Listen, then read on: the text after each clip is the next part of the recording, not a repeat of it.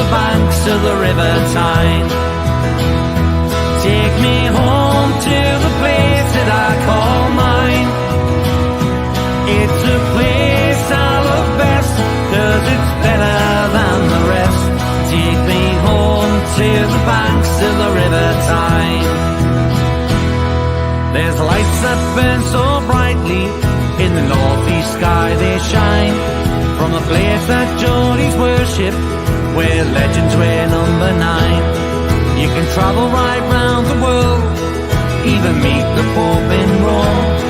But nothing beats the feeling of when you come back here to home.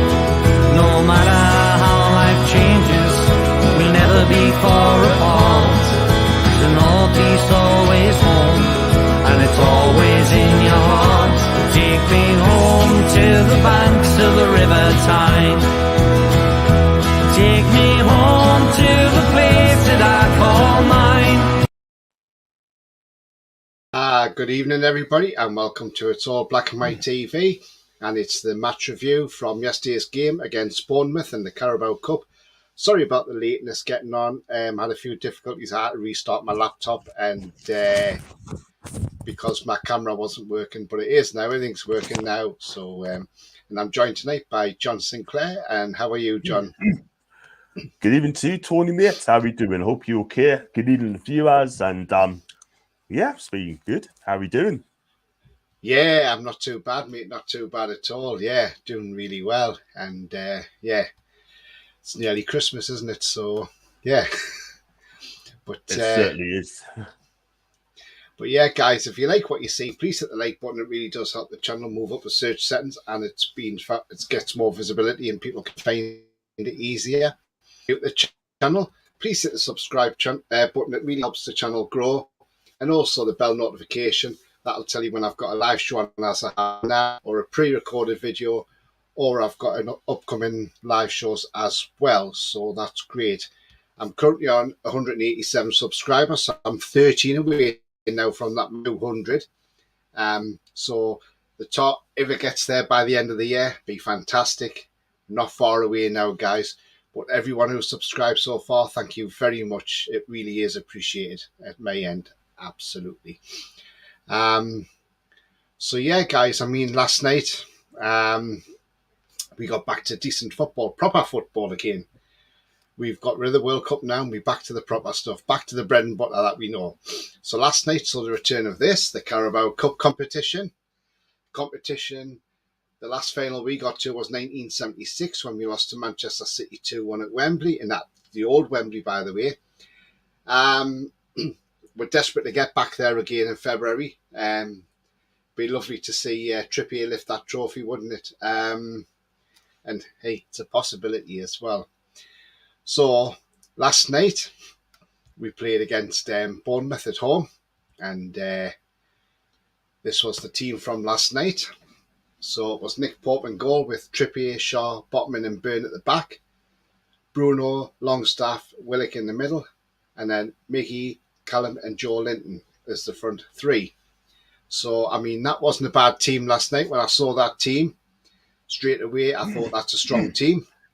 I mean, John, what was your thoughts on that team last night when you saw that lineup come out? Hi, okay. I looked at the team lineup. I mean, I thought it's a positive, strong line up. And the thing is, right, I mean, we want to win this trophy, right? So Eddie Howe's obviously going for it, right? Which I think is a positive thing to do. And it's a sell out St. James's Park, and the fans want to see a stronger team. What we don't really want to see at this stage is a mix and match team or weak inside. We want to see the strongest team possible. Now, Eddie Howe's gone out there and he's made it quite clear he wants to win the thing. That's why he's doing it. Okay, the game was not great yesterday. I didn't think. It was like a pre-season friendly at times. But at the end of the day, we had the chances to score more than one goal, but took an own goal from Alan Smith to actually see the day. But on another day, it could have been 4 or 5-0, because look, at the end of the day, I know we had 5-6 weeks off, right? And the players are trying to get back into fitness, right? But listen, I think we will step up, but you've got to do much better than that, like you did last night, Tony. Yeah, absolutely. But I did say to you, John, Bournemouth will be tough. They won't be easy, and they didn't make it easy last night. But what we did do, we had the majority possession. We had the most shots at goal. Yes, they had a couple of little chances, but nothing major. And I thought the goal in the first half, I mean, I watched on TV, the goal in the first half from Wilson. I was trying to work out where the offside was, but we saw the replays of it, and they were saying, had Willock touched it, because Willock wasn't in offside position. But as it looked, Willock never even touched the ball. Wilson was nowhere near offside, and he just come through from the back and got the ball and went through and scored. And then the referee gave the goal, and then there was a delay after the referee giving the goal, and the linesman put his flag up. I mean, not being funny, if the referees gave a goal, surely just keep your flag down and let the goal go. Unfortunately, there's no VAR in this competition last night, so we couldn't go back to VAR to check this out. VAR may well have overturned that and said, no, that's a goal.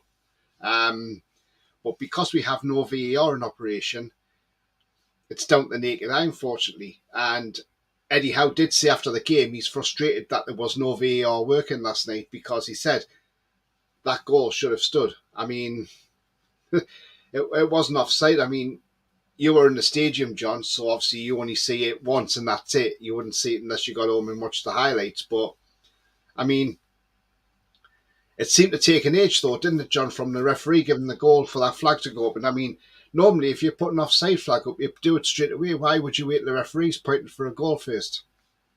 It goes again, Tony, as consistency yet again. I mean, look, I watched it again, and you're right. I mean, when it was he offside, I didn't think he was offside. He didn't really touch that ball. But I deemed a good goal. It's a good finish from Callum, by the way. But the way Bournemouth players surrounded the linesman, the assistant referee, it's about 4 or 5 of them, by the way, right? It was just absolutely ridiculous. It really, really was. Do you know what I mean? I mean, they should have got booked, a lot of them. It's just like watching Ronaldo and the Man United player surrounding the referee when his goal was disallowed, yeah? But again, they should be, in a game like this, right? I mean, we've got a quarterfinal stake. They should be VAR, should be watching it as well. There should be a place as well. It's going to be VAR in the Premier League. It should be VAR in cup competitions as well, but only for Premiership sides, do you know what I mean? But I honestly think consistency yet again, right? And yes, the referee's got a hard job at their hands at this moment in time, but I'm glad that didn't really cost us, because he went on to win the game. So that's quickly forgotten. But we have to talk about it, Tony. Again, where's consistency? It was not offside. It wasn't. It wasn't an offside goal. I mean, no way.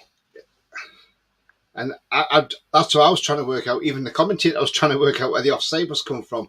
He says, because I can't see Willock touching that ball. He says, all I can see is Wilson coming from behind the defence and getting through and scoring. So we don't know what's going on with the referee. I mean, well, it's not the referee's fault. He gave the goal. It was the linesman that's overruled him. And he's gone with his assistant referee. So we can't change the gate. We can't change that, unfortunately, now. The referee could have said, look, no, I think it's a goal and I'm sticking with my decision. You've put your flag up too late for me. I've already pointed for a goal. It's a goal. That's what he should have done. But it's one of them. And like I say, there was no VAR last night, so we couldn't really go into that. I'll just go into some comments first, John, before we get back into the game. So got quite a few coming in now. Trolls says, hey, Tony. Hi, Trolls. Hope you're well, mate. He says, hi, everybody. Trolls. Yeah. Good to see Maxi playing very well. Yes, he had a good game. We'll come on to that as well. Joe, all right, Tony? Yeah, I'm fine, Joe. How are you, mate? And Joel says, hey, John. Big up, big up. And Joe also says, all right, John. Yes, Joe. Yes, Joe. How are you doing? You good? And Alan says, evening, Tony and John. Job done for Newcastle. Next round, hopefully at home. Yeah, absolutely. Remember, Man United are playing Burnley tonight. And I wouldn't bet against Burnley beating Man United. And I'll tell you why. There's one major factor why they could beat Man United tonight, and that's Vincent Kompany, because ex-Man City, he'll want to get one over Man United, as he used to for City. So Yeah, don't rule out Burnley. Donald in the house. Hi, Donald. Hope you're well. He says, hi, John, Tony. Quarterfinals, see how we come. Absolutely. And he says, evening to everybody in the chat. And he says, strong lineup. Yes, it was. We were going for it last night. You could see that with that lineup. Plus, not only that, it gives them players a competitive game before we go to Leicester next week as well, which is even better. So I think it was the right move to play everybody. Troll says, and would again proved we should sell him in January and get a new striker. Well, there is talk. It's been broken in Bild this morning, which is a German newspaper outlet, saying that apparently we've all but agreed a £10 million deal to sign Marcus Thuram in January from Borussia Mönchengladbach, because he's only got 6 months on his deal. Mönchengladbach wanted more for him, but they realised they won't get more than 10 million because of the contract situation. So they've got to sell him if they want to get a little bit of money for him. And this has also been backed up by French news outlets as well, like Civil Equipe and all that sort of thing. So Marcus Thuram for me is coming in. That'll be a fantastic signing, because not only can he play up front, he can play on the left wing as well. He's looked all right for France when he's come on. Fair enough. Okay, he got a booking the other day when he dived in the penalty area in the final. But other than that, give him a chance. And it's a low-risk one because you're only paying £10 million for him. So if he does come in and he doesn't hit the ground running, or he doesn't do well in the Premier League, you could probably sell him on. Even if you got another 10 million back from him, you get your money back. So it's a low-risk signing in my eyes, but it's a shrewd one as well. So let's hope anyway. But we will watch this space, because remember, we've got 2 games and then the transfer window opens. Donald says we made a lot of chances. Another day we would score a hatful. Absolutely, yeah, definitely. Right. And he says Wilson's goal should have stood. Yes, it should have. 100%. Sefton's in the house. Good evening, all. Just popped in to say Merry Christmas, everyone. As it's my extremely busy week and my work commitments, it's not possible being on my favourite YouTube channels. Hi, Sefton. Merry Christmas to you as well, mate. And I hope Santa brings you lots of things. And I hope you've been out and got your suit of armour, by the way, because you may just need that tomorrow night, mightn't you, when Liverpool get beat off Man City. And if your wife starts throwing things around, you might need that night's suit of armour put on you to protect you, your PPE. So make sure you've got your armour on. Oh, man. Rian says, Tony, it was a goal for me, but freaking shambles. I thought there was no VAR in cup games. No, there's no VAR in the cup games. It was clearly the linesman put his flag up after the referee pointed for a goal. Maybe the assistant referee, probably older than the referee, because the referee was only 32. I mean, even Matt Ritchie's older than the referee, and he was at the stadium last night. So, yeah, not great at all. But maybe the referee should have said, look, hang on a minute. I've already given a goal. I'm not worried about your flag. But it's gone now, and there's nothing we can do about it. Everybody's saying hello to Sefton, and then Sefton says, brilliant win last night, just on my way into work, night shift. Oh, enjoy, Sefton. I'm glad I only do day shift. Couldn't do night shift. Donald says referees need to grow a pair of cajoles at times. Yeah, totally agree. I mean, John, do you think the referee should have overruled his assistant referee and said, I'm sticking with my goal? Absolutely. I mean, look, at the end of the day, he's the referee at the end of the day, right? I mean, yeah, it's always good to get some help from your assistant, yeah, but which I think has been absolutely clueless, unfortunately, man. But he should have stuck by it, you know, and he's got to know, right? I mean, we know he's not offside, yeah. Just carry on. And then, other than that sort of thing, I think they need to just keep it as it is, sort of thing. If Bournemouth's going to go like that sort of thing, yeah, and then I bet you that would have been said about it. That would have been a goal, Tony, yeah, because it's Newcastle again. We just get the rough end of the stick. But you're right. It should have stood, right? The referee should have stuck to his initial decision. If there's no VAR, cool. Just get on with it. Do you know what I mean? So, but at least communicate well and don't leave it this late. Yeah, absolutely. I mean, like I say, the referee probably should have had a grew a pair and said, "Look, no, I'm sticking with my decision," but he didn't, did he? So nothing we can do about it. Alan says, "I thought the best team won, even if the goal was fortunate. Look forward to the draw." Yeah, absolutely. I mean, he made a hash of it, didn't he, Adam Smith, really, and headed it back into his own net. But it was a terrific cross into the box as well. So, and I mean, before that, Miggy could have scored as well. I mean, he had a tap in, didn't he, and he missed it. But you know what? That's fine. We'll let Miggy have that one because you want to put that right, and he can do that against Leicester. And I'd rather he put it right against Leicester as well, if I'm honest. Correct. I saw a Leicester fan today on Twitter. Somebody said, "Oh, are you looking forward to us coming?" And he went, he says, "No, that's no problem." He says, "Leicester will win again." He says, "We'll beat you 4-0 again." He says, "We'll keep doing it every time you come down here." And I thought, don't get too confident, mate. We're a different team this season. We're not the 4-0s you can get no more now. So I hope, I mean, the most anybody scored against us is 3, and that's Man City this season. So we're no longer that easy 3 or 4-0 win now. So Leicester won't find it easy against us. I mean, what do you make of that, John? The Leicester fans saying, "Oh, yeah, that's fine. We'll look forward to Boxing Day because we'll roll you over 4-0 again."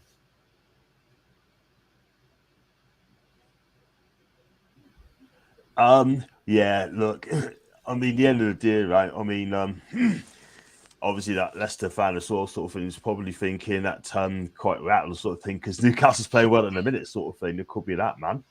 I don't know what you think about it, but it's just all it is, just get on vibe game as well, sort of thing. Just count where we are. The thing is, Eddie Howe will analyse last night's performance, and when he's got the players in the training ground, he'll have them training to make sure they're sharper for Monday than they were last night. I mean, you got to remember, we've only just come back from a World Cup, a lot of these players, so they've got to get back into the routine of Premier League football. Yeah, I thought Botman had an outstanding game last night, but we will come to player ratings a bit later. But overall, I mean, I think we did all right. I mean, Cher looked okay as well. I mean, he played the whole game, didn't he? So, and he didn't have any problems. So obviously he's got over that problems that he had when he was back in the World Cup. I mean, thankfully, nothing's happened to him because the Switzerland manager, who was a bit, to be honest with you, I mean, what word would I put it? Inconsiderate, maybe stupid as well. When he knew that Cher, Shaqiri, and Granit Xhaka all had breathing problems prior to the Portugal game because of the aircon in the stadiums, and still played them all, regardless. And then he took Cher off because Cher wasn't having a great game. Yeah, because why? Because he wasn't well, that's why. I mean, what did you make of that, John? Yeah, look, end of the day, right? I mean, like, yeah, breathing problems, we all know that as well. But if you're fit enough, right, and you get picked, and then you should be picked for the team, yeah. But I thought I was worried when Fabian went off as well. I thought it was going to be like a pretty bad injury before I was sitting. But thank God he came on and he came back on. And like you said, Tony, I think he had a good game, in my opinion, yeah. But he was only looking for a 25-yard shot, went past the post. It would have been a cracking goal. But yet again, Tony, I mean, he was outstanding yesterday alongside Sven Botman. I mean, since those two defenders has been in a team, you just don't get beat, don't we? Do you know what I mean? But look, I think Fabian Cher will definitely be playing against Leicester, Tony, 110%, and hopefully just keeps on doing what he's doing best, doing Fabian things. Yeah, absolutely, John. Wayne says, "Oh, I forgot to say hello, Tony and John. Hello, Wayne. Hope you're well, mate." Sefton says, "Talk soon. All the best, everyone." Yeah, all the best to you as well, Sefton. He says, "I've got 20 quid on Burnley, lads." Okay, well done, Wayne. Let's hope it comes in.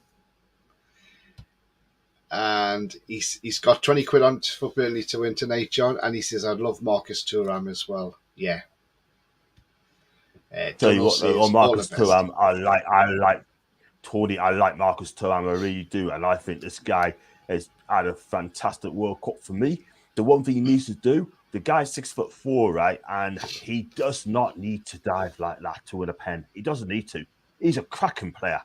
He doesn't need to dive like that, and he got a yellow card for it, rightly so. Because had that been given, I tell you something, Argentina players understand the referee so badly, and he would have surrounded for Thuram as well. But by the way, Thuram speaks very, very, very good English. He's born in Italy, right? Because obviously Lilian Thuram, the great Lilian Thuram, used to play for Parma and Juve, right? Play for Barca. So he's born in Italy, right? And if he does a press conference, his English is fantastic because he used to go to American school. He speaks like he's a French player, French national, but he speaks like an American. Yeah. Tanji says, hi Tanji, hope you're well. He says, when you think about Marcus Thuram playing left wing or striker, he is perfect squad depth player if ESM or Wilson get injured in the future. Absolutely. Absolutely 100%. I mean, he's what we need. And there he is on screen now, Marcus Thuram. Yeah, so, yeah, that would be a great sign and getting him through the door. And supposedly, getting him in, we've actually beat Man United and Arsenal to his signature. Because remember, Arsenal's now desperate for a striker, and now Jesus is out till about February. So, yeah. So Arsenal are panicking, aren't they? They are indeed. They are indeed. And we got to get a striker in if we can, because for me, I mean, we know what's going to happen to Isak. We don't know what Chris Wood's just simply not good enough. Callum Wilson, he could get injuries as well, but we could do another striker. Like Tanji said as well, he can play up front. He can also play wide on the left as well as a 10. He can play on the right as well. He's a big unit, 6'4", like I said. And yeah, he's had a cracking season, Borussia Dortmund. And let's hope that if we do get him, but bear this in mind, people, I think he is waiting for a move to Bayern Munich. If that move doesn't materialise, then he may come to Newcastle. But he's waiting for Bayern Munich first, according to reports. A lot of people don't know this, by the way. Yeah, I don't think Bayern are going in for him, no other. So, Donald says, yeah, Marcus Thuram, yes, please. And he says to Tanji, squad depth's crucial. Absolutely. Foxy's in the house, he says. I'm not blaming the officials. They take charge of games now with VAR. So why are we playing cup games in the Premier League stadiums with no VAR? But the semi-final and VAR returns, totally ridiculous. Yeah, I totally agree, Foxy. I mean, I don't get it, really. I mean, it was the same with Shearer a couple of years ago, if you remember, when Swansea went down from the Premier League and they played Man City.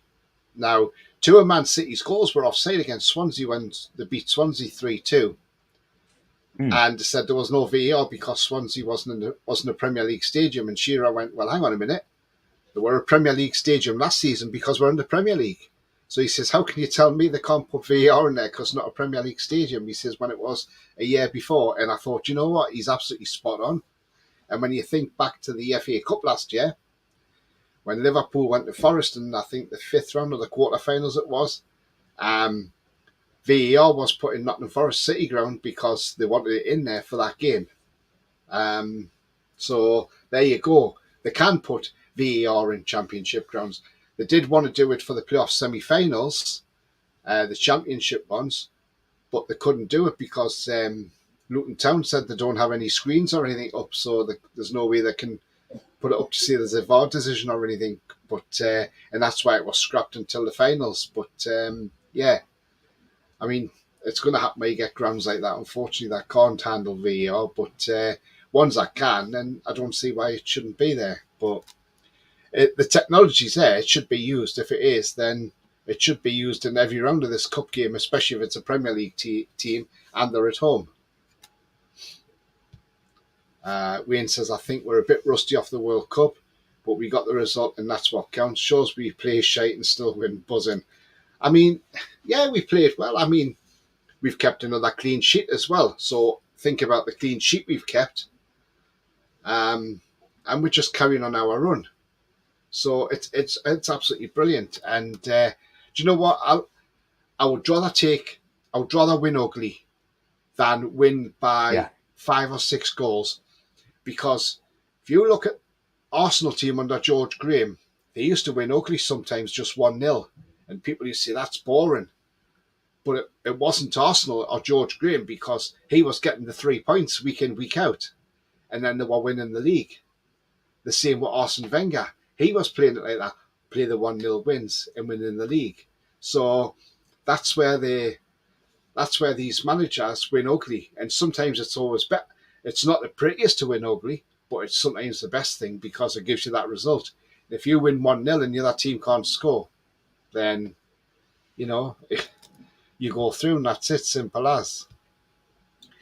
Tanji speaking to Donald says, yes, squad depth with players who can play more than position are always welcome. Yeah, absolutely. That's what we want. And Alan says, Cool. Look at the Greenlee and last night's game as getting up to the Orem speed, hopefully fully fit and going to Xmas Christmas period. Yeah, absolutely. Definitely. And he says, you meant to say the friendly. Yeah, that's fine, mate. Yeah, absolutely. I like coffee. Good evening. Good evening, Tony, John and all. Good evening. Coffee. He says, Bournemouth could have had a hat-trick of own goals. Yeah, they could well have done. Yeah, absolutely. And he says, Fabian Schär worries me every game because he always gets injured, but then he's back up.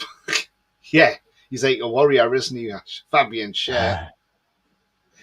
Niles in the house. He says, how are you, the lads? Tony and John, great win for the Toon. When's the draw? It's tomorrow night after Man City Liverpool, isn't it, John?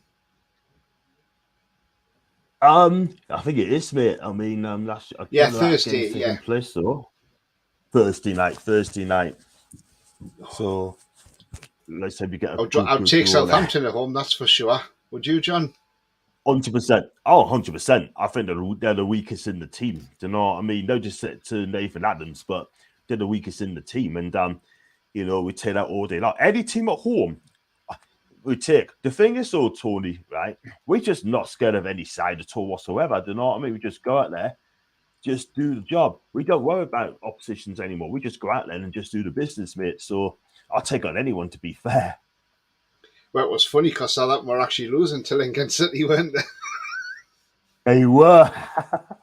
Can you imagine? They were 1-0 down. I'll tell you something. At St Mary's as well. Exactly, man. Because look, at the end of the day, right? I mean, Lincoln's doing now. It's in League One. Do you know what I mean? They're a tough side to beat. They're a really tough side to play against. Ugly team to play against, right? And I think Southampton, right, had to come through this as well. And I think so if you're going to struggle, right? If you're struggling in the Premier League and you're going to struggle in the Carling Cup, my God, you're in serious trouble, man. And I think Southampton fans cannot be happy with that at all whatsoever. But you know what it is, Tony, right? I mean, I take Southampton as well, first choice, man. Yeah, absolutely. A home tie is what we need, John. That's the first thing. Get a home tie, and then whoever we get, we just have to go with the flow after that. Niall says, I can see correct. 7 minutes onwards being added to both England and Scotland with the whole VAR and copy the World Cup has been done with the amount of injury time. This is what I'm wondering now, because it's going to be interesting. I mean, in the World Cup, John, we were seeing it where there was 10 minutes added on here, 5 minutes there, 7 minutes here, 8 minutes there, 12 minutes, I think, even in one game. I mean, can you see us doing this in the Premier League where the referees are going to stop a watch every time and then check how many minutes can be added on? I mean, it's a strange one, isn't it? It's crazy, isn't it? It's absolutely crazy. I mean, I think the referee is gonna look up to that. They're gonna listen to that as well. They really are gonna look at it as well and say, you know what, we're gonna do exactly the same with the World Cup, and that's what we're gonna do. They're gonna think they're time wasting as well. That's what they don't like.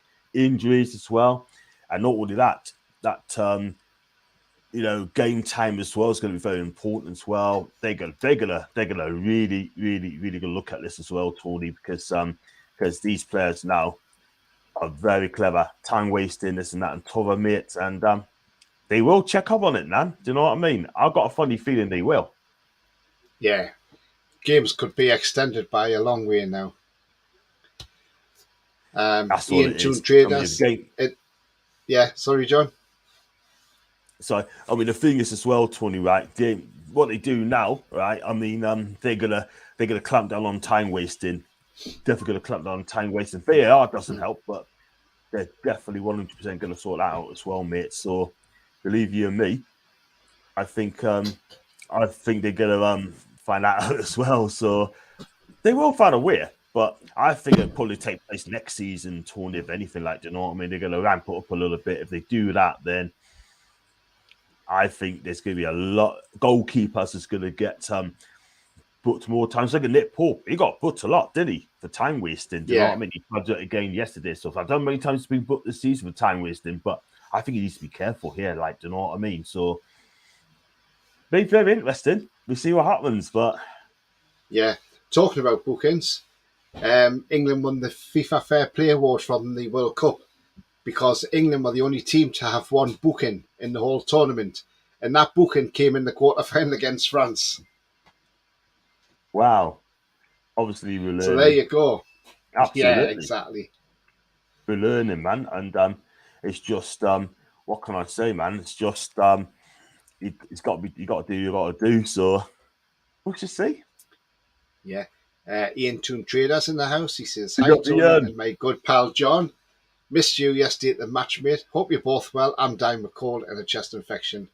Get well soon, mate. Not what you want just in the run up to Christmas, but hopefully you're on the old antibiotics and hopefully they'll kick in by Christmas Day for you.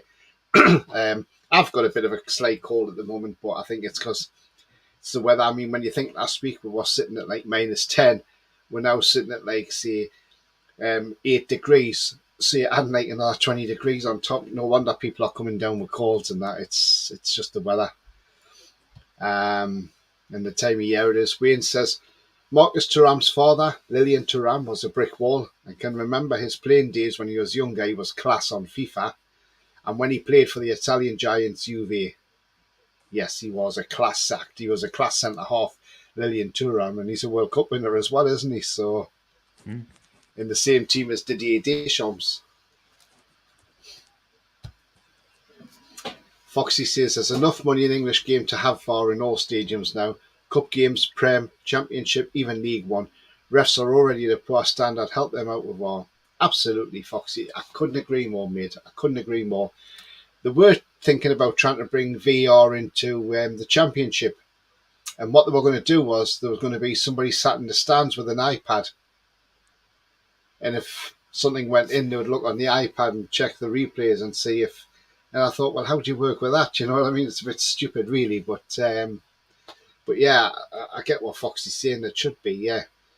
I mean, what if you're a Championship or even a League One team? Say you're wanting to get promoted to the Championship. Now you know that you need to win that last game to get in the Championship. Them 3 points will help you get up there.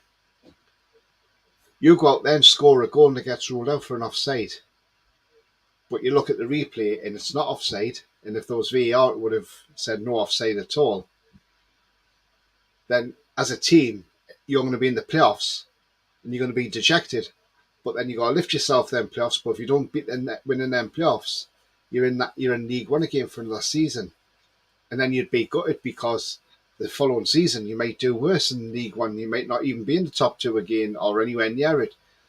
So I get where Foxy's coming from on that. Do you agree with that, John? Absolutely. Yeah, absolutely. Do you know what I mean? It's just, again, I mean, no wonder, right, if there's 2 referees it's going to make into the World Cup, which has been proved. That's Michael Oliver and Anthony Taylor. But you're absolutely right. They should have all VARs as well in games. 100%. They make a lot of money, right, in the Premier League, right, or an English game, a lot of money, and yet they cannot afford to pay VAR for the Carling Cup game, the Carabao Cup game, or the FA Cup game. They need to do that because what happens is, say, like a League One side will goal up, right, and say that it was handball without the VAR, blatant handball. It's going to cost them a place in the next possible round and more money in the bank. But it's just ridiculous, Tony. They need to look into it. They should have all VAR games there as well. They have to. They got yeah. Absolutely. But don't think of that, though. It's a controversial one, that's for sure, John. And Ian says 3 points or progressing in the cups is all that matters. I thought we completely controlled the game yesterday. Yeah, we want to progress in the cup. We want to progress in the Premier League, and why not? I still, I said before the season started, John sitting there, he'll back me up. I did say that we would win the Carabao Cup before a ball was kicked, and I said we'd finish 7th and get in the semi-finals of the FA Cup. So far, it's looking good. I wish I'd just put a bet on that now. Exactly. Says Chelsea. And the thing is as well, right? How many tickets? Go on. Sorry, how many tickets are you going to get if you get to the final of the Carling Cup? That's another thing. Are they going to give us, say, 45,000? Probably not. Probably not, John, because when you think there'll be corporate tickets to be given out to people as well, like all the sponsors, like Carabao and all that. So I don't know, John. You're probably looking at about 35,000, maybe each, or even 38,000. For me, I think, right, season tickets, right, whoever season ticket holder, right, should go to the games, should go to the final, and I think it's only fair. I mean, you get people there who go to Wembley, got absolutely no interest in football whatsoever. Do you know what I mean? They haven't got a clue about football. They haven't got, got no idea about football yet. They'll go there and think, okay, cool. I'm not going to interested in going to the game, but I've got to drink all day. I've got to have VIP, have some drinks all day, and they're putting the real football fans off. What can I say? They need to look into that as well, man. Yeah, we see it all over, John. It happens. It happens in the World Cup. It happens in the European Championships. It happens everywhere. Wembley. There is, as people go there, and they've got no interest in football whatsoever, but they'll lap it up because it's the day out and, the free food on offer and drinks and everything. So, yeah. I mean, Wayne says Chelsea didn't play their best, but still got the result under Jose Mourinho. Yeah, absolutely. He used to win ugly as well. Jose did. But then remember, he learned from the best as well, from Bobby Robson. So that was his teacher, and that's why every time Jose Mourinho comes to St James's Park and he goes into where the changing rooms are, he always stands at that at the Bobby Robson statue inside. The head statue that they've got inside, and he always stands there and, there and just has a little chat with him. Because Jose Mourinho just absolutely loves Bobby Robson. Paul says it's already been done in England. Look at the Liverpool game. Yeah. Tanji says, if Sherrod Botman got injured, it would be awful for us. I think we need another centre-back because I don't want the scenario of Lascelles having to run in the team. We do need another centre-back. I totally agree with you on that one. I know Paul's just saying there, Byrne could move to centre-back. Yeah, that's fair enough. We need a top-quality centre-back as well. And I would say in this guy, Bernard Badiashile, he's one heck of a defender, 21-year-old, Monaco. 100%. He's out of contract at the end of next season. You could probably pick him up for about 40 million quid. And to be honest with you, he would be the future successor to Cher as well. So he'd be a long-term partner alongside Sven Botman. I mean, we've talked about him before, John, but I think he's a terrific centre-half. What do you think, John? Absolutely. I mean, we spoke about it so many times. I think he is absolutely brilliant, this guy. I'm not being funny, right? But I've seen enough of this guy. I mean, he's similar to Botman, by the way, but he is absolutely tough. He really is tough. He's strong.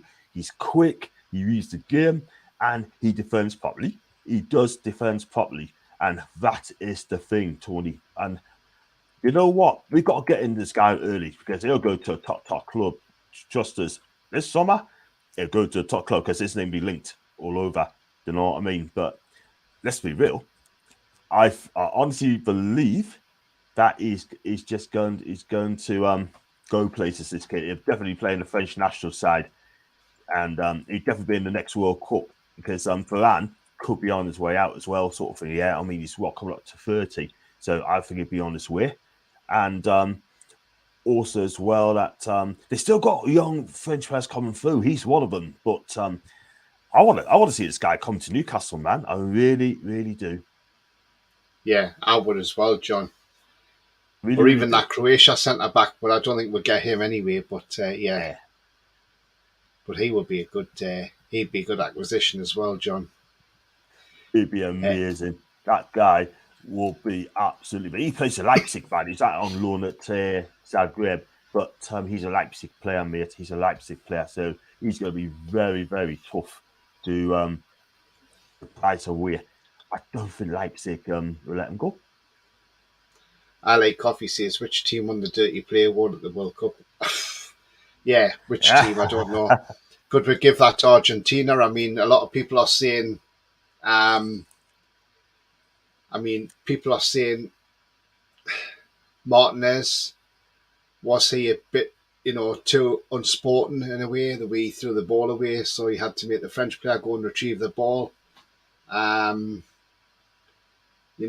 people said he was unsporting, and then obviously when he got the Golden Glove, he put it by his genitals, shaking it out over. I mean, even the guy from Qatar didn't look very impressed when he saw him doing that. I mean, not really good behaviour.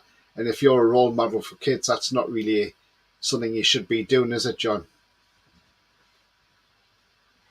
No, not at all. It makes it so bad for the World Cup as well, mate. It really, really, really does make it so bad for the World Cup. And I think what he's done, right, is absolutely shocking. I'm sure he's a good guy, but sorry, mate. I'm sorry, but that's just not acceptable at all, mate. And I think he needs to know better. But FIFA's not doing anything about it. I just hope that he doesn't ever do it again. I mean, yeah, it's not a great look, is it, John? I mean, it's not really, not something you should be. It's not something you should be doing, really. I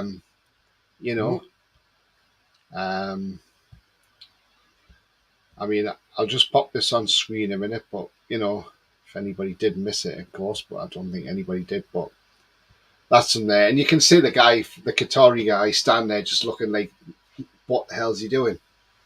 It's just not great at all, and bit bad taste from Emi Martinez in my eyes. Tony, I can understand, right, that the French players are winding them up. I mean, I can understand the French players are winding them up, right, and right, they're taunting him as well, yeah, because of the penalty. They made fun at him, yeah, but he might be thinking of having the last laugh at the French fans, but you just still don't do things like that. You just don't. No, exactly.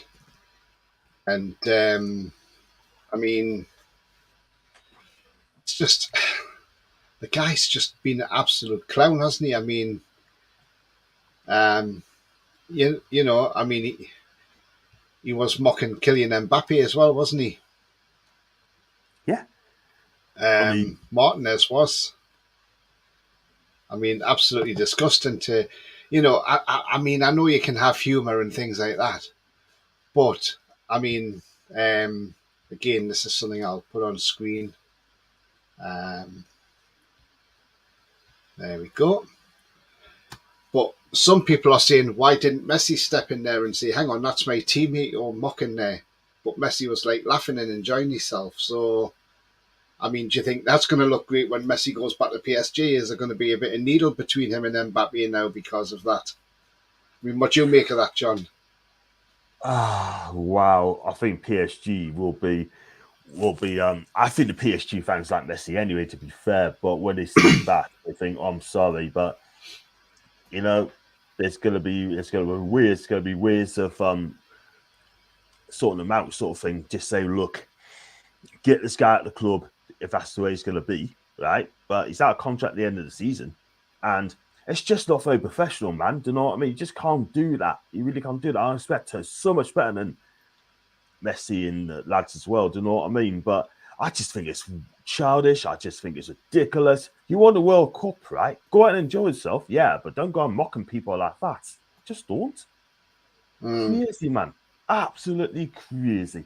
Can't do that. And I don't think PSG will notice that right away. I mean, Martinez is really letting himself down, isn't he, really, John? He's a muppet, an absolute muppet. He just don't go out and do things like that. You really don't. And the thing is, right, I mean, FIFA ain't going to do anything about it at all whatsoever, sort of thing, you know what I mean? But one day, right, if the French regains the World Cup and they play Argentina, they may do exactly the same what Argentina has done. Can't do that, man.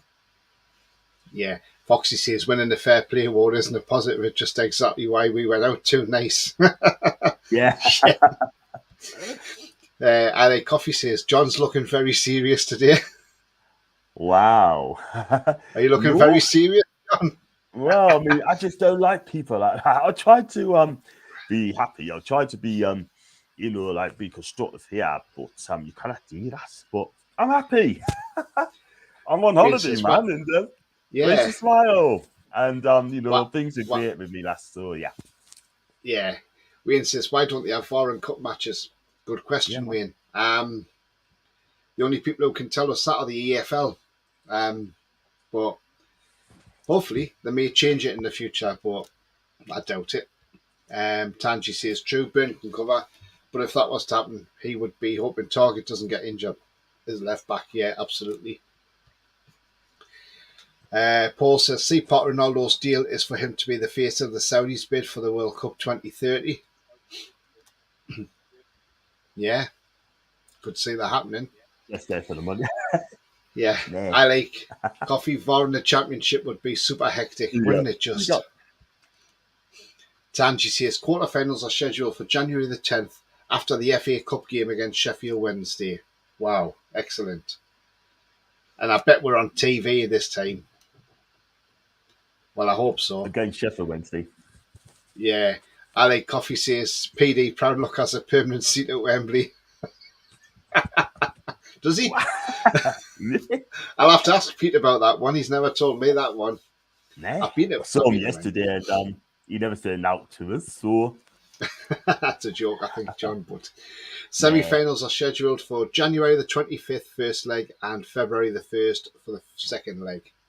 Oh, thanks for that, Tanji. Absolutely brilliant. Oh, sorry, the two legs. All right, I see. I think you mean the first leg, because sometimes they split them, don't they? And the cup final, he says, is on the 26th of February. He always streams on there, says I like coffee. I like coffee. Martinez also had a doll with Mbappe's face on it for their bus parade. Yeah, that was the picture I just put on, wasn't it? Yeah. Messi's also agreed a new deal with PSG, says Paul. Foxy says, I've no issues with Martinez jokes towards Mbappe as he was disrespectful saying South American country will never win a World Cup. I mean, the thing is, the way he laughed at Harry Kane. That one. Yeah. The way he laughed at Harry Kane when he missed that penalty was a very lack of professionalism as well from Mbappe, and I thought was disgusting. So his karma's come back and it's bit him in the backside, put it that way. Tanji says, a lack of professionalism and sportsmanship from Argentina. They have had history over the years. It's part of their identity and DNA. That's why I wanted France to win. Yeah, you could say that. Yeah, definitely. I mean, I don't know if you saw any of the parade, but they actually abandoned the parade. There was a fan jumped off the bridge into the bus, and another one jumped, hit the side of the bus and fell down at the floor from a bridge. He bounced off the bus and onto the ground. And then he was still cheering as he was getting stretched away. So it's like, you know, these... And they ended up getting airlifted away, and then they've done a flyover. LA Coffee, there's a chef called Salt Bay who was photobombing the Argentina players and holding the World Cup from Lisandro Martinez. Oh, I didn't know that. I didn't know that either, but... Strange one, John. Strange one. Right, guys, should we get into the player ratings from last night's game? And as usual, anybody in the chat, you can join in with this and have your say on who you think did well last night and give you your marks as well out of 10. So let's start the ball rolling anyway. And right, John. So first one up I'm going to give you is Nick Pope. Yeah, I mean, he did a couple of decent saves. I mean, I think there was one late in the second half we had to get down low. And other than that, he hasn't really done a lot. He made a couple of smart saves and for Eliza for Solanke. And he wasn't tested. And I'm going to give him a 7. And by the way, it's 5 clean sheets in a row at home for Nick Pope. And I tell you what, he's going to get better and better. And yeah, 7 out of 10 for him. 7 out of 10 for Pope. Let's see what people have said in the comments.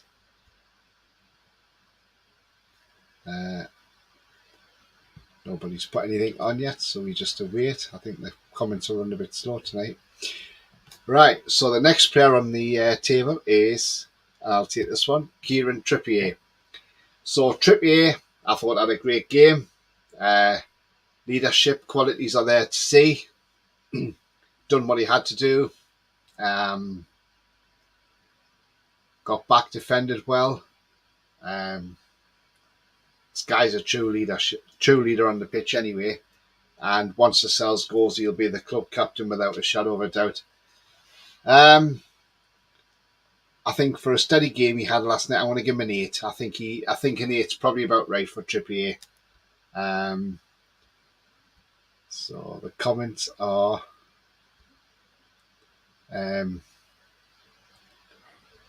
let's see what we've got there. I Like Coffee says 10 for Pope. It's quite generous today. Foxy says Argentina the most passionate country when it comes to football. Yeah, very true. Foxy will know because he does his South American stuff. Tanji says the Argentina striker Martinez had to be the worst underperforming player at the World Cup. He was just shocking the whole tournament. Yeah, Lisandro Martinez. Wayne says, I wanted France to win because of England's history and their freaking cheating twats. Foxy says, Tanji's turned into Akinbaye. Oh, yeah, we remember Akinbaye. God, what a terrible striker he was. Wayne says, 8 for Pope, 8 for Trippier. Alan says, 8 for Trippier. Tanji says, I ain't rating it. Was a job done performance, absolutely. We always just do the player ratings, just a bit of fun for everybody in the chat as well. Didn't see the match, only saw the highlights, so can't see anything. I Like Coffee. Trippier 8 was a bit rusty at times, but fun to see him so high up the pitch and make his positions. Yeah, absolutely. Right, John. So, the next one on the radar for you is Fabian Schär. Yeah, it's good to see him back as well, sort of thing, for after the World Cup. And yeah, like I said earlier, I think he had a decent defensive performance. I mean, he scored for a long-range strike in the first half, which went wide. But other than that, he defended well with Botman, we're going to come on to in a bit. And it's a fantastic partnership. I just think when he plays a black and white shirt on, he just gets better and better. But I'm going to give him a 7. And look, wasn't really tested. I think he defended well. And I'll give him a 7 for me. The 7, John, yeah. Yeah, I mean, that's fair enough. Okay, so I'll take his defensive partnership, and that is Sven Botman. Sven Botman, for me, had a tremendous game last night. I thought he ran, this guy's a class act. I've always said he's a Rolls-Royce defender. And when we signed him, Chelsea fans were like, yeah, but in the Champions League, he was rubbish against us. He couldn't defend to save his life. Well, I'm sorry, this guy can defend to save his life. He can do a lot, and he can ping a lovely ball around as well. In my eyes, this guy was man the match in my eyes last night, and I'm going to give this guy 10 out of 10 for last night's performance because I think he's absolutely tremendous. And, it's starting to look a snip 35 million euros that we paid for him now. It really is starting to look a match. It's going to be bargain of the season, surely. Would you agree with that, John? Botman, I think he's decent, and he'd be my man in the match without a shadow of a doubt. Yeah, and for me, because it was against Bournemouth, look, I know he's been brilliant. I mean, if he played for the top six, he'd probably get a 9 or 10 for me. I didn't think it was a great game, but I'm gonna give him man of the match, star man for me as well. I'll give him star man. Share 8 says, I like coffee. 7 for Shaw says Alan. Share an 8 from Wayne. Botman a 9 from Wayne as well. Botman an 8 from Alan. I like coffee. Botman 8. I'm just worried about the moments where the ball was loose in the box in the second half. A top team would have punished us. Yeah, absolutely. Yeah. But, I'll give him an 8. Man of the match star, man. But he did what he had to do, and you can, like I say, you can ping a ball about as well. Right, John, here's your next one, and you can have the left back, which is Dan Burn.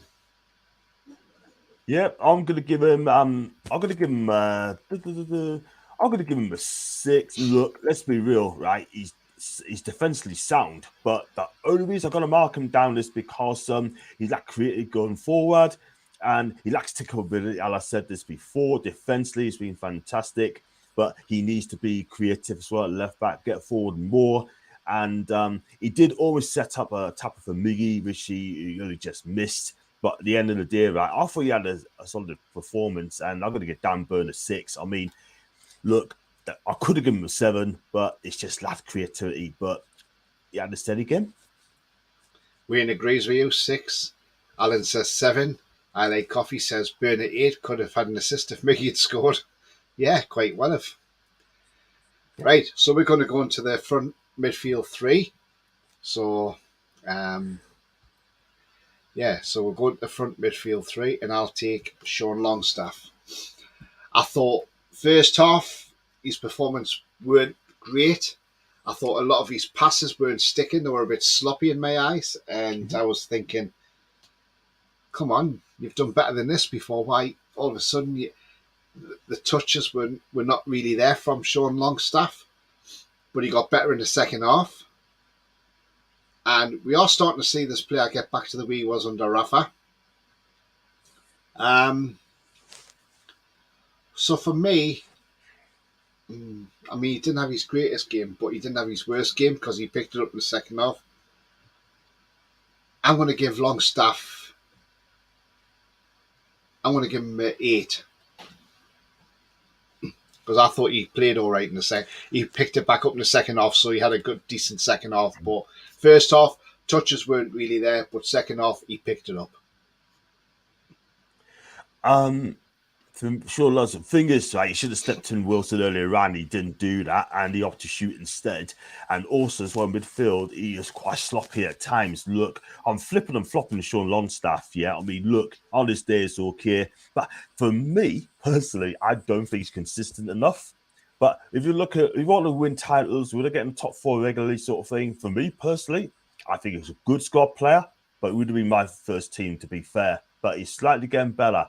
But if you link to players like Enzo Fernandez, if you link to James Maddison, those 2 players will win us titles. That's the difference, and Sean Longstaff wouldn't. Yeah, I have him as a squad player. I like him, but he's going to get us a title. No. Is he going to get us top 4? No. For me, you have to get another midfielder that can make a difference to be alongside Joe Linton and Bruno, right? Enzo Fernandez will fit in like a glove. That guy is going to be some player, him. I really do. Yeah. You've got a lot. Yeah. James Maddison goes playing midfield as well. He can break as well.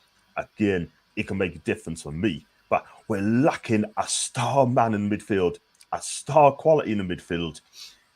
And for me personally, right, or you put Joe Willock in there, he can make a difference, man. But I keep Sean Longstaff. I wouldn't sell him. I keep him. As a squad player, I think it'll be fine. It'd be brilliant as a squad player. Yeah. Foxy says, Bournemouth never really tried to attack him. When they did, they had clear free header with more. No idea how he missed, so the whole defence gets a 7 out of 10. Ooh. Wayne says, Longstaff is 7. 7 from I Like Coffee. 7 from Alan as well. Yeah, I mean... Right, John. So, the next player is John Scott Bruno in the middle.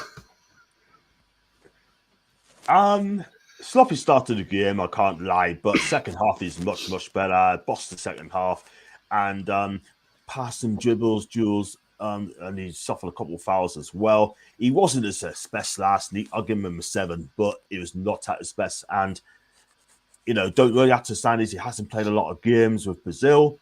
only as a sub, but a couple more games, we've seen the real Bruno, 7 out of 10. I think he bossed it second half, and I thought he's been good. Yeah, absolutely, John. Totally agree with that one. Okay, so the next midfielder I'll take will be Joe Willock. Now, Joe Willock, I didn't think had a great game last night. Wasn't his usual self. Did have some runs, but other than that, he didn't create an awful lot for me, I'm afraid. And I really like Joe Willock. I think he's a cracking player. But last night he was off the pace in my eyes. And then he was taken off after 57 minutes. He did play the friendly on Saturday as well, so maybe that came into it as well, maybe tiredness or whatever. But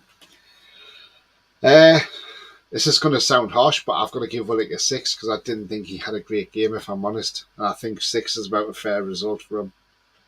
Would you agree with that, John? I'll give him a 5. I agree with you. He was at his best last night. And look, he got offside. I mean, the Spurs middle was cut out very quickly. I mean, his final ball was lacking. And he was placed earlier on. That tells you everything you need to know about Joe Willock. I love Joe Willock. He's one of my favourite players at Newcastle. But I have to be honest, I would give him a 5 yesterday. It was just not at his best. And I know he's got passion and I know he's eager. But last night, I did not see the real Joe Willock out there. Ali Coffee says 7 for Bruno. Wayne says 8 for Bruno. The kid never puts a foot wrong. He wasn't at his best. Yeah, he hasn't played a lot of football either. Ali Coffee agrees with me. Willock a 6. Wayne agrees with you, a 5. Foxy says Longstaff 6 out of 10. Willock 5 out of 10. And Alan says 6 for Willock and an 8 for Bruno. Yep, that's fair enough. So we'll now come to the business end of players now, John. So I'll take Miggy Almiron. So Miggy, I thought he had a good game. Had a strange game, but he had a good game. Tried to attack. The only problem you do see with Miggy, though, is when the ball's played to him, he just can't cross it with his right foot. He's got to put it back to his left to try and get a crossing. And then by the time he shifts it from his right to his left, the move breaks down because they've got players there around him. So as much as I know Eddie Howe likes the inverted winger role, I think sometimes he might have to play him on the left. I'm sorry, because I want to see him on the left. Because on the left, he'd be devastating. And, but I mean, you know, we can't complain. Yes, he missed a goal. He could have had a goal. He could have had a tap in and he missed it. I think we can allow him that one. As long as he buries one next week, which I'm sure he will do, because he won't like missing that, that's for sure. And he's probably thought about it and thought, you know what, if I get this chance at Leicester, that's going in the back of the net. That's not even going to get fluffed at. So for me, for his running as well, I'm going to give him a 7, John. For me personally, I mean, he wasn't at his best last night. He missed a sitter. I get that. And he did look a threat. And I thought he got a bit tired in the second half. I'm not going to lie. And also as well, I mean, Bournemouth played with a low block. I don't know if you noticed that they played with a low block. And basically, I mean, Miggy did try, but they found the Bournemouth defence very, very stubborn as well. But for me, I didn't have a great game, but he did try. I'm going to give him a 6.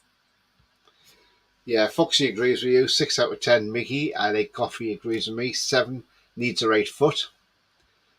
Wayne says Miggy, all give a 7. Forgot about his miss already. And Miggy is 7 from Alan as well. Right, John. So I'm going to give you the next player. And I'm going to give you the other flank. And here comes J7. Well, he started on the left side, didn't he? And he did drive. He's drifted out the game as well. He's another one as well. I didn't think it was at his best. He dropped back in the midfield, and ASN came on, and again, sort of thing. He did try, and we need him at his best against Leicester. I said earlier on, it's like a friendly game, and I expect draw to be much, much better against Leicester City. But I didn't think it was that great last night. but I'm going to give him a 6 as well because, there's just no contribution from him. He did try, I'll give him that, but he just dressed it out. 6 out of 10 for me. Yeah, I've got a claim to agree with you on that one as well, John, because I didn't think he had his greatest game. But he looked better once he went back into the midfield into his normal role. Foxy says Bournemouth's game plan worked in stopping Miggy and Trippier link up. You have to give them credit. Yeah, absolutely. I did say Bournemouth will be tough. LA Coffee says 7 for Joe Linton. Big Joe a 6 from Wayne. Foxy says 6 for J7 as well. And Alan says J7 gets a 7. Yeah, so fair enough. Right, next one I'll take is Callum Wilson. Callum Wilson, I thought he had a good game. He was unlucky with his goal because that should have stood. That was unluckily chalked off. He got annoyed at Longstaff in the first half as well, and rightly so. When Longstaff put that shot way over the bar, when Wilson was there, he could have, if he just looked up and saw Wilson, he would have passed it to him, and Wilson probably would have scored. And Wilson got furious over that, and I don't blame him because, that should have been passed to him. He tried everything he could to try and get a goal, and again, he hasn't played a lot of minutes and weeks, so a lot of players are going to be a bit ring rusty as well. But overall, I thought Callum played well, and I give Callum Wilson an 8 because I think he was unlucky with a goal, and I just thought he was all-round player was pretty good as well, John. Yeah, I think Callum Wilson did well. I mean, he was unlucky that goal was offside, but other than that, he had a couple of good chances as well, which kind of lucky didn't really take. But he did miss a few chances, like I said. And I thought he was a nuisance or game in the box as well. I thought his movement's fine, and he did try. So I'm going to give him a 7 out of 10 because the thing is, right, with Callum Wilson, you're going to get from him. You're going to get movement. You're going to get pace. You're going to get find space as well to get the balls. And he did try, but when it came off after around the 70th minute mark, somewhere like that, and he just needed the rest for the Leicester game because we badly need him for the Leicester game. So I'll give him a 7 today. Alan agrees with you, 7. Wayne agrees with me, 8. If he'd buried that volley, that would have been a hell of a corker. Yeah, absolutely. I mean that would have been a cracking goal, wouldn't it? Wouldn't just. He was very unlucky for that, man. Yeah, absolutely. Very unlucky. Right, John. So the first of substitutes who came on, and obviously that was for 57 minutes in place of Joe Willock. We had ASM. So take it away, John. You know what? I'm a fan of ASM. Right, it's going to be a massive, massive season with this guy, yeah. And now he's got to perform week in and week out as well. He changed the game when it came on. I'm not going to lie. I thought he had a decent game. Amazing runs as well. And he'd be desperate to start on Boxing Day. I hope he does as well. And I'm getting people saying, should it be a super sub? Would he better come as a sub than starting the games? And I say, no, you got to start him now because I think he's ready. And I'm going to give him a 7 out of 10 as well because he came on, changed the game, and, caused Bournemouth, caused a lot of havoc as well. And, I'll give him a 7 out of 10. Yeah, that's fair enough, John. See what's in the comments. LA Coffee says Wilson Ainey was like a flyer on the goal that Bournemouth couldn't get rid of. Yeah, true. And ESM an 8. Did you say 8 for ESM as well, John? I gave him a 7. Oh, 7, yeah. 7 out of 10. And, people probably people say that, I mean, like maybe on social media, they're probably giving him like an 8 and a 9 sort of thing. But what people have to understand is, right, you could still get 8 or 9 out of 10 if you score like a twice or score a hat-trick or change the game that wins the game. For me, I mean, he's definitely going to get a 7, but he did well. Yeah. So we had a double change on 76 minutes, John. So I'll take the first of them, which was Chris Wood. Chris Wood for me, he came on, didn't have a lot to do, to be fair. I know people are saying he blazed one over the bar, but that was because the whistle went for offside. Might have been different if it wasn't offside. I don't know if he would have scored or not, but that's why he blasted it over, because the whistle went and he just kicked the ball away, basically. Didn't think he'd done a lot, really, John. So to me, Chris Wood gets a 5 from me. There was nothing there, was there?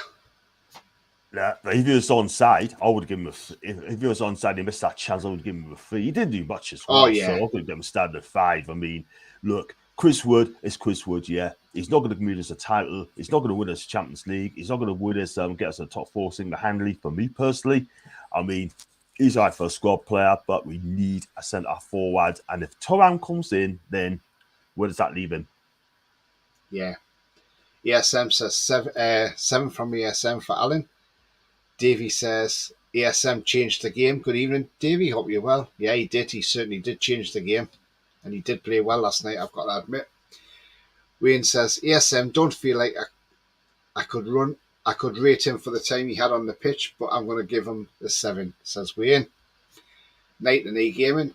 Hi to you. Hope you're well. He says ESM just needs to start again to get back to where he was, and he'll be back to his best.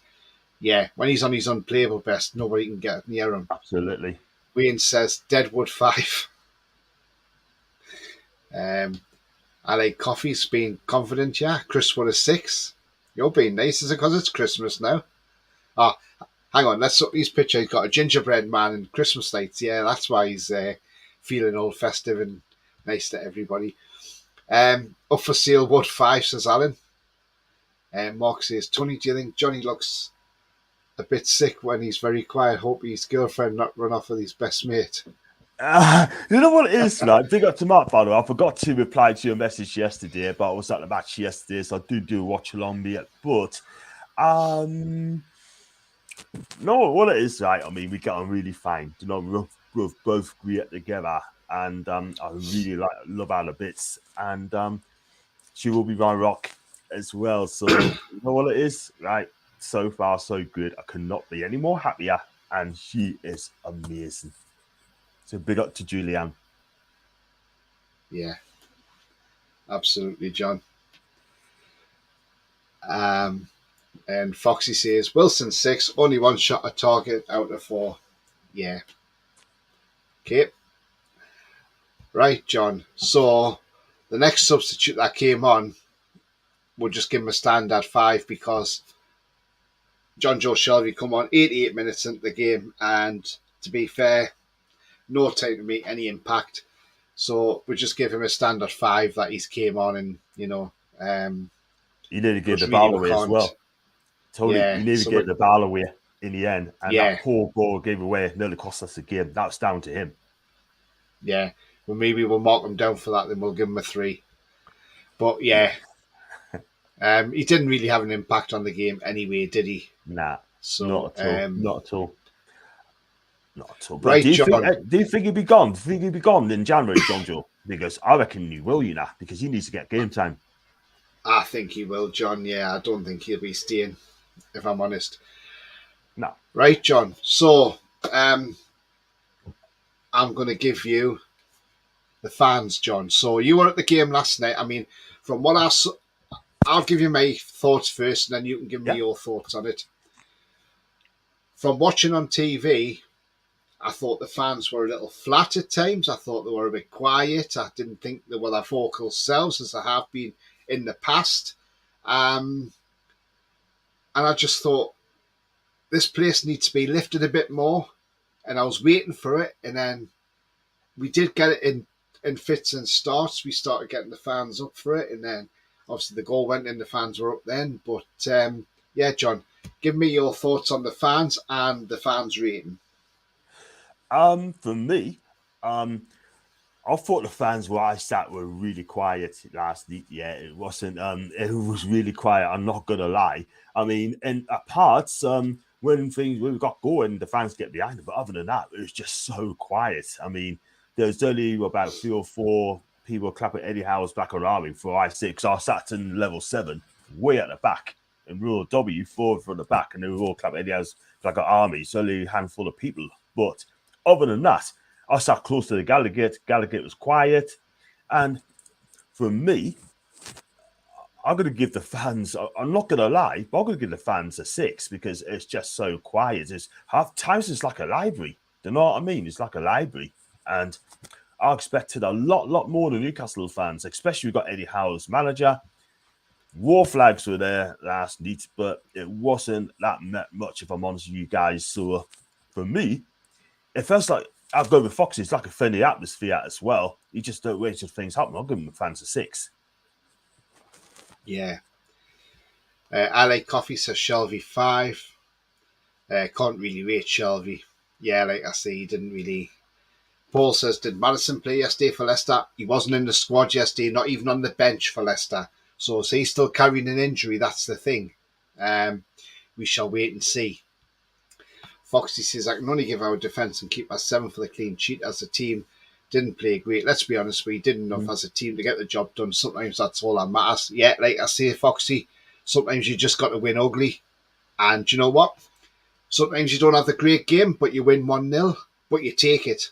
Like in the Premier League, if we went and beat, say, we didn't have a great game, say, against Arsenal and nicked it 1-0, not only would that be a shithousery win, but it would also be 3 points taken off the top team in the Premier League. So, yeah, that's the way you do it. I'll take any ugly win. As long as I get the 3 points, I don't mind how they win. LA Coffee fans sounded a bit quiet, in my opinion. Yeah, that's what I thought as well. Wayne says, don't think he did, Paul.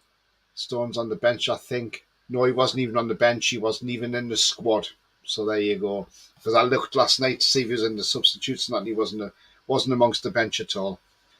Was War Flags not doing a display last night, John, says Davey.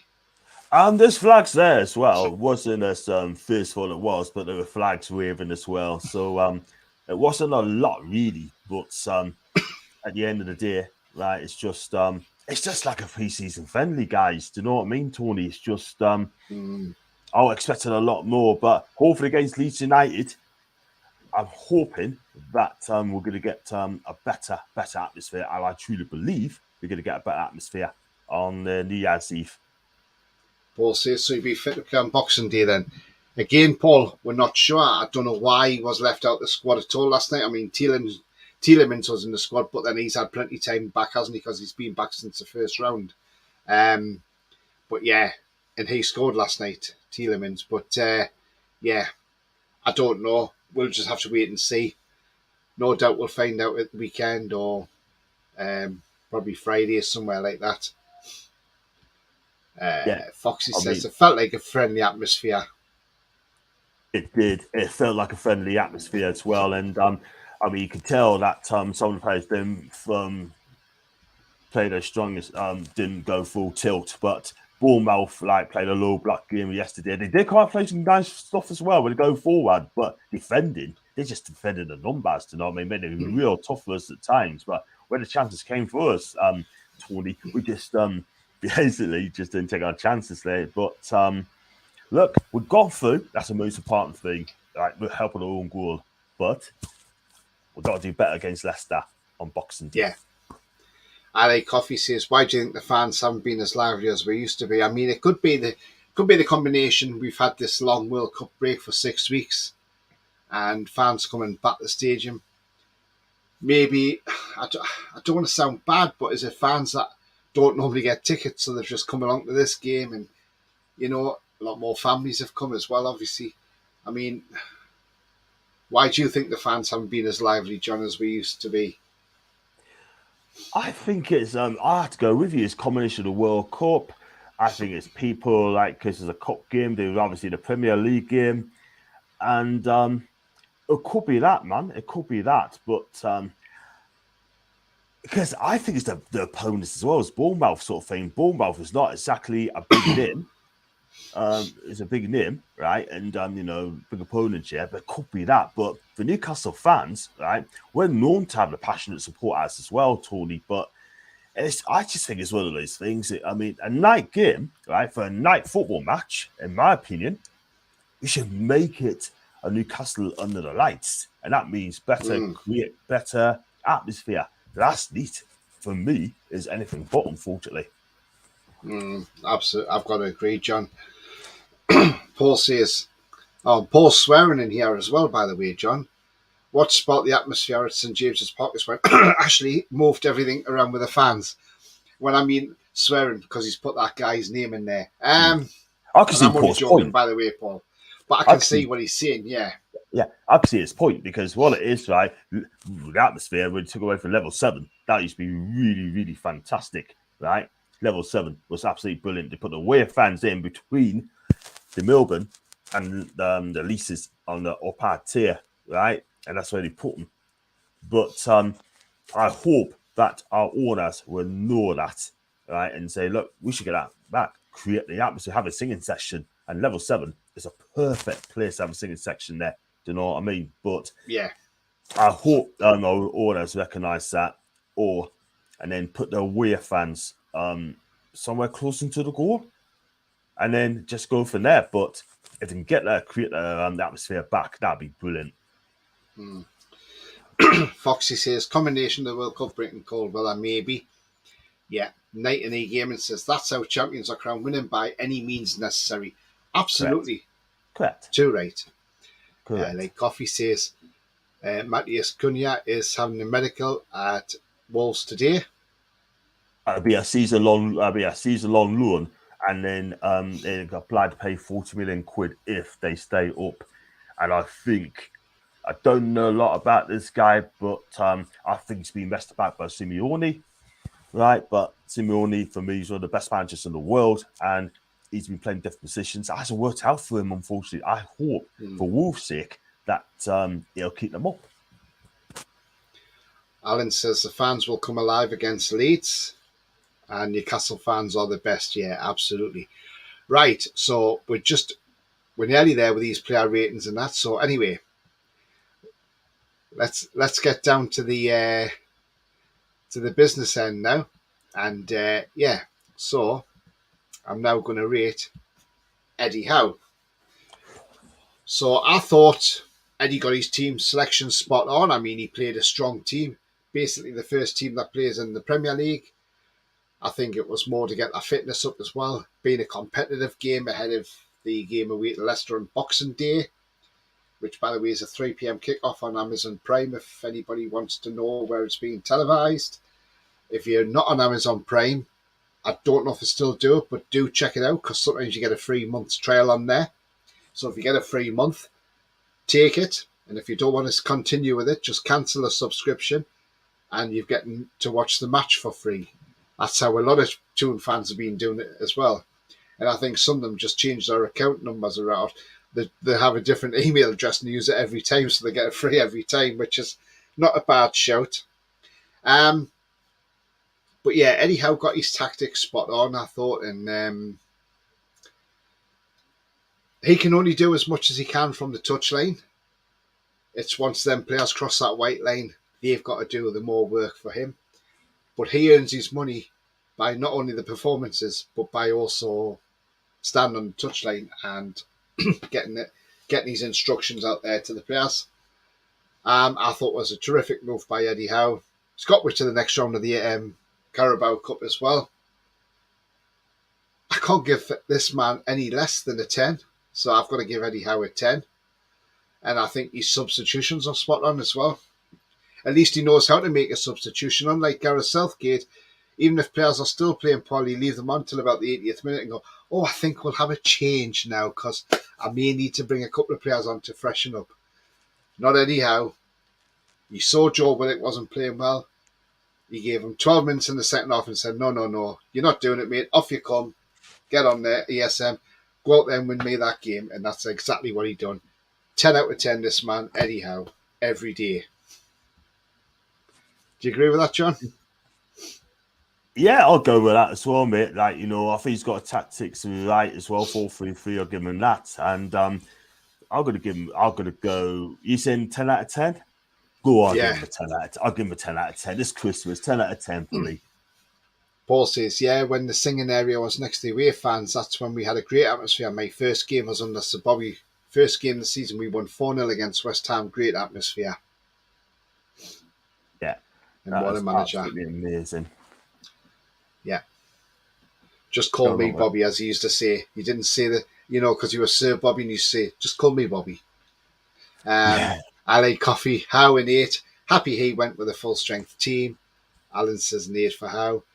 LA Coffee referees 4 out of 10 because of that linesman. Yeah. He was. I think the referee today was awful, mate. He really, really is. You know what I mean? So, yeah, I'm afraid to say. I mean, I just think he's weak. Yeah. And LA Coffee says Tony Stream with John Sinclair, 10 out of 10. Thank you. Oh, thank you. Alan says, How will have the team ready for Leicester? Yes, he will, Alan. That's the thing. He'll get them on the pitch this week and he'll have them training. If he's seen anything in that performance last night that he didn't like, he'll have them in the room. He'll be showing them on video exactly where they weren't playing well, where they've got to be better. And he'll go and take it on the training ground, implement it on the training ground, and say, this is what I want. I want this, and I want this. And the players are well drilled and they know the score. Foxy says, I agree about needing a new centre-back this window to cover Botman, Shaw and Byrne.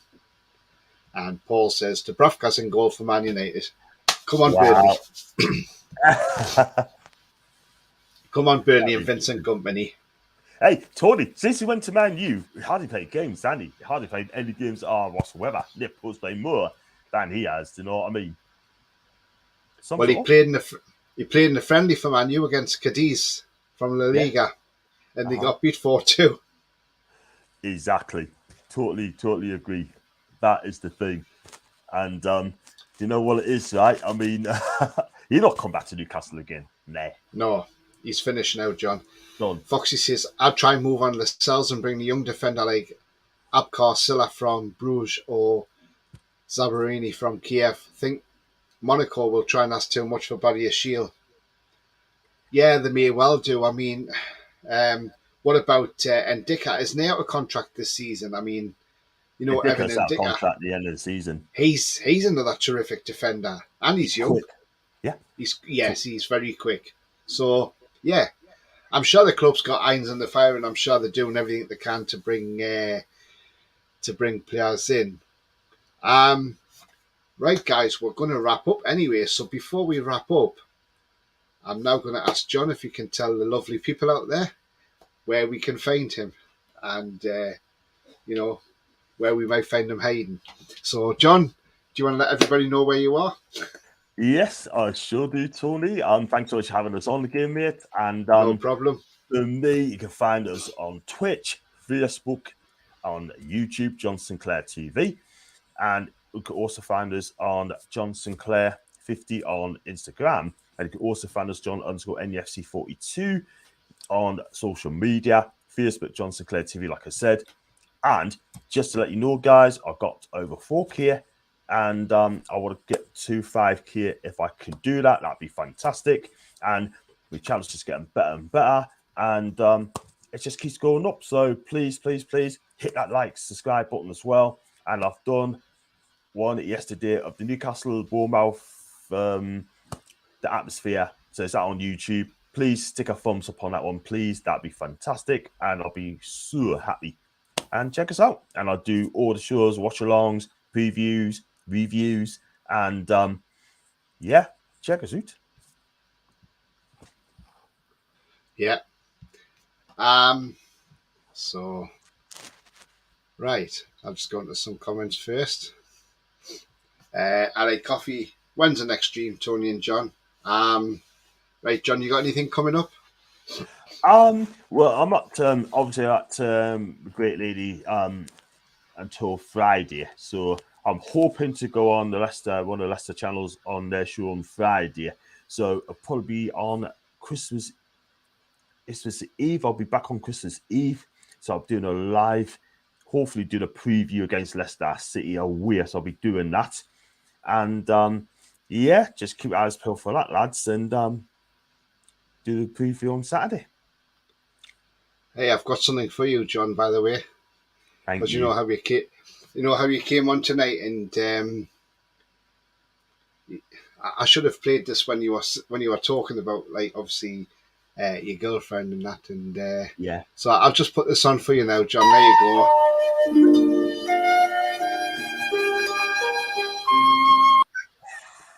There we go. Do you remember Wow. Joe one? Oh man. That's class, that man. Doesn't it? It does. I Oxy love it, says man. 1-0 Forest. 1-0 the Forest. Oh Keep up the man. good work, lads. Great show. Yes. Yes.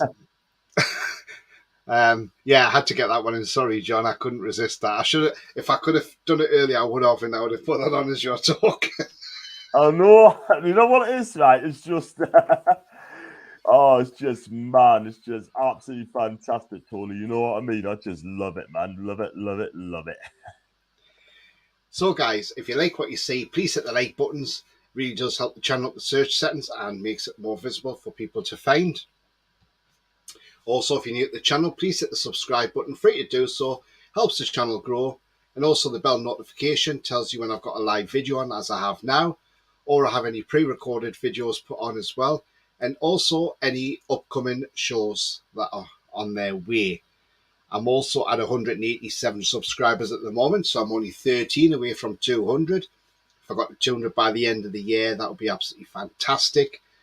I'm not sure what I've got coming up tomorrow for a show at the moment, guys, but stay tuned for that one.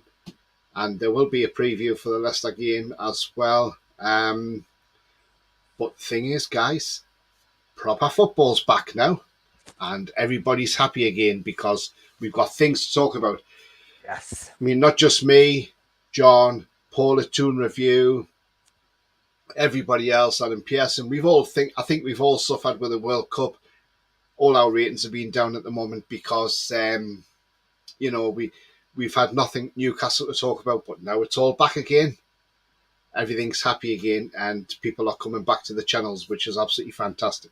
I mean, you probably noticed a drop as well, John, with the World Cup being on. It's been awful because there's nothing we could really say about Newcastle because nothing was being talked about, was it?